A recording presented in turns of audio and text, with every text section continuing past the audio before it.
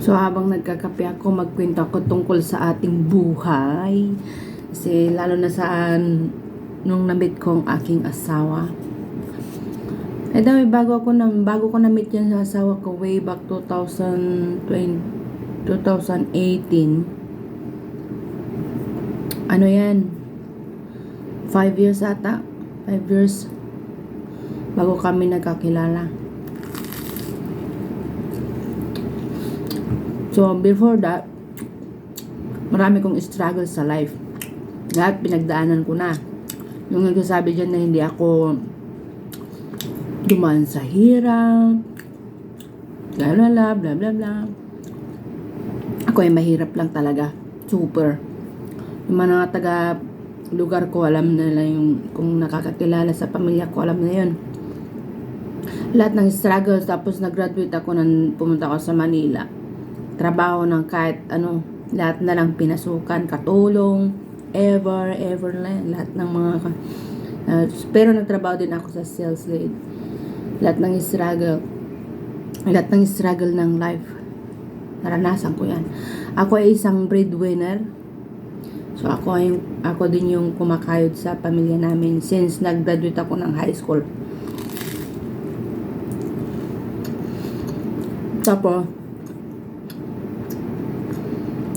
2018, nakilala ko sa asawa. Nasa Manila ako. Pero matagal na ako sa Manila. Mga 15 years, 17 years na ata ako sa Manila. Meron siyang kaibigan sa Manila na kapag-asawa ng kaibigan niya mismo. Taga-lugar din yan dito sa Adelaide.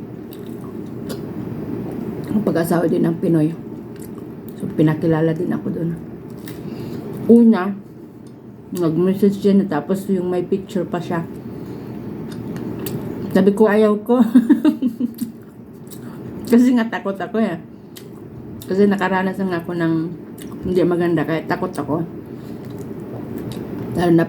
Lalo na puti yan. Diba?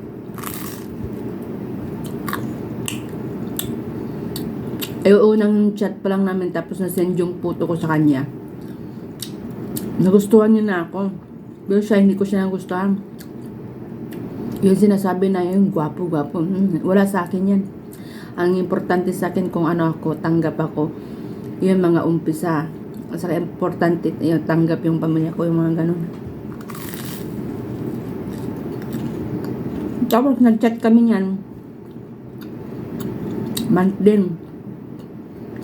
Tapos nag-decide na siyang pumunta sa Pilipinas. Sabi ko, ayaw ko. Maybe next year. Ganon.